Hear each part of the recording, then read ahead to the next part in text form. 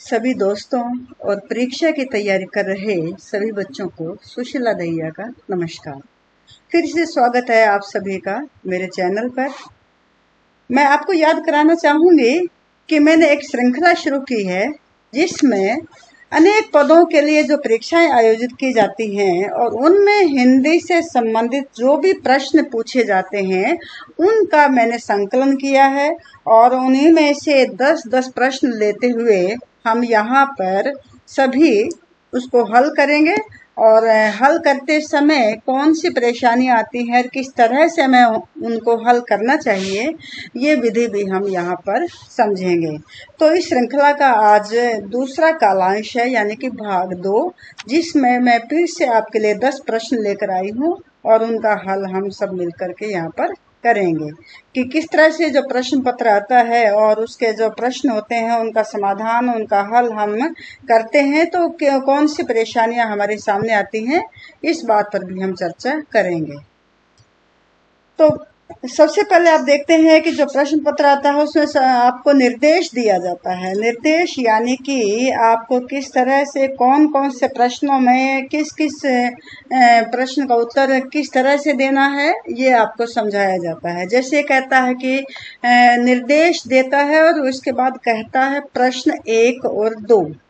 ये कहता है इन प्रश्नों में दिए गए शब्द की वर्तनी के लिए 4 विकल्प दिए गए हैं। यानी कि आपको पहला और जो दूसरा प्रश्न है ना, उसमें क्या करना है ये निर्देश में समझाया गया है। ये कहता है कि 4 विकल्प दिए गए हैं और वर्तनी का जिक्र किया गया है। उनमें से केवल एक विकल्प की वर्तनी शुद्ध है या सही है। आपको बताना है कि वह कौन सा शब्द है जिसकी की वर्तनी सही है। वर्तनी यानी कि स्पेलिंग। तो प्रश्न 1 में आप देख सकते हैं कि 4 विकल्प हैं आपके पास। हम उनको पढ़कर देखेंगे। संश्लिष्ट, फिर कहता है संश्लिष्ट, फिर वो आगे आता है संश्लिष्ट और फिर आगे आता है संश्लिष्ट। तो इसमें आपको बताना है कि सही वर्तनी वाला शब्द कौन सा है। इसमें एक तो जो संश्लेषण प्रक्रिया होती है, हम बात करते हैं विश्लेषण की, संश्लेषण की, ये दोनों विपरीत शब्द होते हैं आपस में। विश्लेषण होता है यानी कि उस शब्द को चीरते फाड़ते हुए अर्थात वर्ण विच्छेद करते हुए उसकी हर तरह से समीक्षा करते हुए उसके बारे में बताना। और संश्लिष्ट होता है एकत्रित, यानी कि जुड़ा हुआ, आपस में मिला हुआ, उसको एक साथ इकट्ठा करना होता है संश्लिष्ट। तो इसमें जो सही वर्तनी है वो शब्द होगा संश्लिष्ट। उच्चारण से ही आपको समझ आ जाता है, यानी कि जो सही शब्द है वो है संश्लिष्ट। तो पहला जो विकल्प है वो बिल्कुल सही है। इसके बाद अगला प्रश्न है।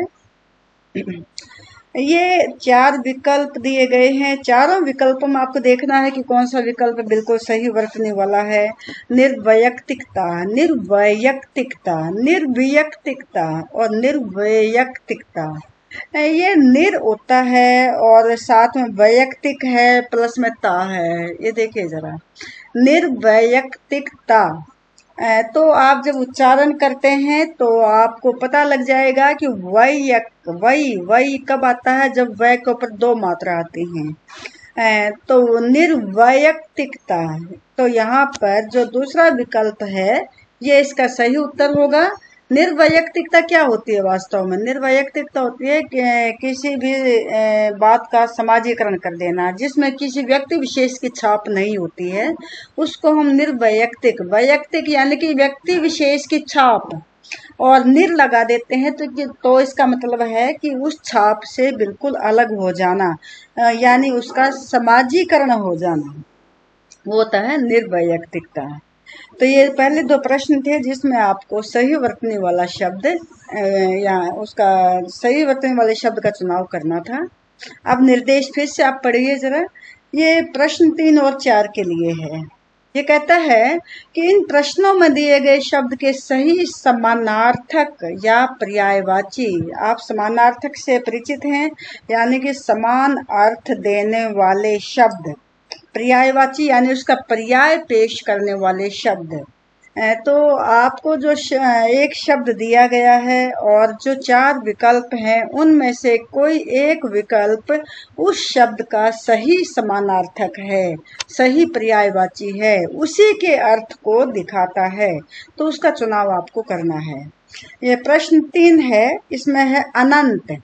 अनंत से का अर्थ आपको पता होना चाहिए पहले तो कि अनंत का अर्थ क्या होता है। अनंत, अन प्लस अंत, जिसका अंत नहीं है, जो अति विस्तरित है, जो जिसकी कोई सीमा ही नहीं है, सीमा रहित है जो।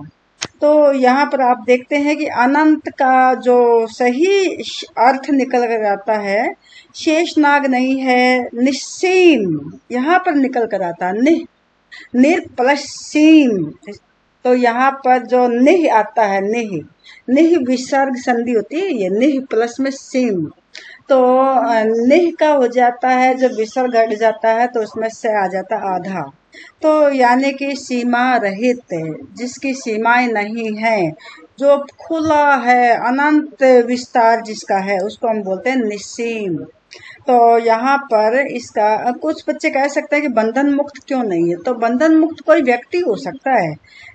यहाँ पर जो एक इसके अनंत जो होता है वो निर्जीव चीजों पर भी लागू हो सकता है, सजीव चीजों पर भी लागू हो सकता है, लेकिन बंधन मुक्त को हम सजीव चीजों पर ही लागू करते हैं। तो अनंत का सही जो पर्यायवाची शब्द है, सही जो समानार्थक शब्द है, वो आएगा निस्सीम। तो निस्सीम यहाँ पर अनंत का पर्यायवाची यानी कि समानार्थक शब्द है। इसके बाद है धाता। आपको धाता का पर्यायवाची यहाँ पर बताना है। धाता का जो अर्थ होता है वो होता है धारण करने वाला, पालन पोषण करने वाला, तो उसको उसका समर्थन करने वाला, कई अर्थ हो सकते हैं इसके। तो यहाँ पर धाता एक तरह से पालन पोषण करने वाला अर्थात भगवान के संदर्भ में इसको हम लेंगे। देखिए वैसे तो जो धाय होता है, धाय भी हम सोच सकते हैं, लेकिन धाय धात्री होती है, धाय होती है ना जो माँ के अलावा जो बच्चे का पालन पोषण करता है उसको हम धाय बोलते हैं। लेकिन धाय को धात्री भी बोला जाता है, धाता नहीं बोला जाता, धाता पुल्लिंग में आता है।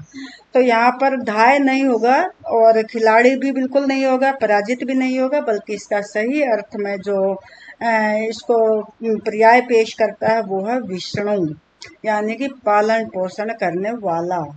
तो धाता का सही समानार्थक अर्थात पर्यायवाची शब्द निकल कर आता है विष्णु। अब अगला निर्देश पढ़िए जरा। निर्देश है प्रश्न संख्या 5 और 6 के लिए। इन प्रश्नों में दिए गए शब्द के सही विपरीतार्थक विलोम शब्द, विपरीतार्थक यानी कि विपरीत अर्थ देने वाले या विलोम शब्द का चयन आपको करना है। तो प्रश्न संख्या 5 और 6 है, जिसमें कि एक शब्द ऊपर दिया गया होगा और आपको उसके नीचे जो 4 विकल्प दिए गए हैं, उन चारों विकल्पों में से जो उसका जो विपरीत अर्थ पेश करता है वो आपको बताना है। तो ब्रह्म, ब्रह्म यानी कि परमात्मा परमेश्वर, और परमात्मा परमेश्वर जो कि अनंत होता है, निस्सीम होता है, जो सर्वशक्तिमान होता है, तो उसका विपरीत बन करके कौन आ सकता है। देखिए अज्ञान नहीं हो सकता है, माया भी नहीं हो सकता है, माया तो ब्रह्म होता है, जगत भी नहीं हो सकता है, क्योंकि जगत भी एक तरह से हम कह सकते हैं कि वह भी विस्तृत होता है। लेकिन जीव, जीव इसका सही विपरीत शब्द निकल कर आता है। जीव यानी कि उस ब्रह्मा का एक ऐसा स्वरूप जो लघु स्वरूप में आता है, तो जीव इसका सही विकल्प बनकर आता है। ब्रह्म का जो विपरीत शब्द होगा, जो इसका विलोम शब्द होगा, वो जीव होगा। एकाधिकार। अब एकाधिकार का विलोम शब्द हमें यहाँ से निकालना है, जो 4 विकल्प दिए गए हैं। एक प्लस अधिकार यानी एक व्यक्ति का अधिकार। अब इसका विपरीत अर्थ आपको यहाँ पर कौन सा शब्द दिखाई देता है।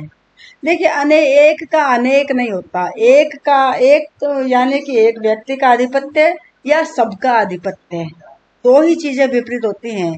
एक का विलोम हो जाता है सब, तो एकाधिकार का विलोम शब्द हो जाएगा सर्वाधिकार, सबका अधिकार। तो इसका सही विकल्प बनकर आएगा सर्वाधिकार। ये हम जो विकल्प ख है उसका चुनाव करते हैं, जो बताता है कि एकाधिकार का जो विलोम शब्द है वो है सर्वाधिकार। अब आगे निर्देश पढ़िए जरा। ये कहता है प्रश्न संख्या 7 और 8 के लिए इन प्रश्नों में दिए गए वाक्यांशों के सही अर्थ को व्यक्त करने वाला शब्द, यानी अनेक शब्दों के लिए एक शब्द, ये आपने पढ़े हैं जिसमें एक वाक्यांश होता है। वाक्यांश यानी कि जो वाक्य पूरा नहीं बनता है, या हम कह सकते हैं कि अनेक शब्दों का एक समूह होता है और उस समूह के लिए केवल एक शब्द ऐसा होता है जो उसको पूरी तरह से चरितार्थ कर देता है। यानी उन अनेक शब्दों के लिए हम एक शब्द भी प्रयोग कर सकते हैं। तो आपको यहाँ पर देखना है कि जो ऊपर एक वाक्यांश दिया गया है उसके लिए कौन सा विकल्प एक शब्द के रूप में उसको प्रस्तुत कर सकता है। अब ये है प्रश्न संख्या 7। ऐसा रोग जिसका उपचार संभव ना हो। ऐसा रोग, कौन सा रोग जिसका उपचार नहीं है, जिसका इलाज नहीं है, हम लाइलाज भी बोलते हैं ना, कोई इलाज नहीं है इसका। तो ऐसे यहाँ पर लेकिन लाइलाज नहीं है, तो एक और आ सकता है असाध्य है। ऐसा देखिए, अरोगी नहीं बनता है, विरोगी भी नहीं बनता है, अतिरोगी भी नहीं बनता है, बल्कि क्या बनता है असाध्य। साध्य यानी कि जिसको साधा ना जा सके, असाध्य जिसे साधा ना जा सके, अर्थात जिसको काबू में ना किया जा सके।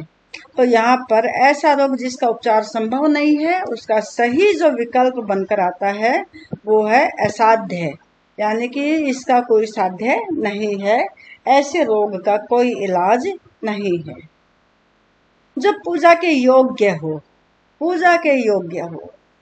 देखिए, ये जो पूज्य है, पूज्य होता है जिसको पूजा जाता है ना। और पूजनीय कोई शब्द ही नहीं होता है। नो, ये पूजनीय कोई शब्द नहीं होता है। और पूजनीय यहाँ पर मात्रा की गलती हो रही है, क्योंकि मात्रा सही आती है बड़ा ऊ की। तो यहाँ पर जो पूजा के योग्य हो, यानी जिसकी पूजा की जानी चाहिए, उसको हम बोलते हैं पूजनीय। तो इसका सही विकल्प जो प्रस्तुत होता है वो होता है पूजनीय, यानी जिसकी पूजा की जानी चाहिए उसको हम कहते हैं पूजनीय। और इसके बाद है निर्देश प्रश्न संख्या 9 और 10 के लिए। यहाँ पर मुहावरे या लोकोक्ति दिए गए हैं आपको, और आपको उस सही विकल्प का चुनाव करना है जो उसका अर्थ बनकर आता है। ये कहता है आगे नाथ ने पीछे पगहा, यानी कि जिसका कोई आगे पीछे ना हो, यानी जिसे कोई ना कहने सुनने वाला ना हो, उसको हम कहते हैं। ये एक भोजपुरी लोकोक्ति है।